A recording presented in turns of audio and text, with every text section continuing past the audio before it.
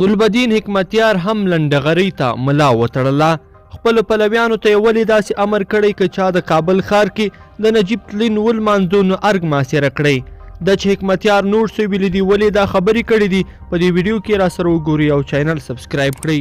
درنو لیدونکو السلام علیکم، وخت مو په خیر.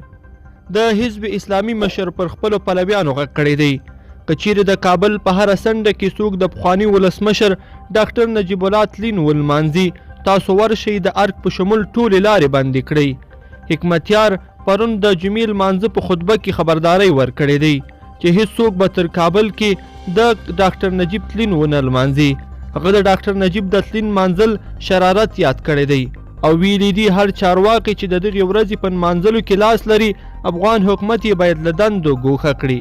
دا په داسې حال کې ده چې زیات شمیر خلک راټول شوي او په پام کې ده چې سبا یعنی نن ورځ د ډاکټر نجیب الله احمدزي د وژل کېدو تلین ولمانځي.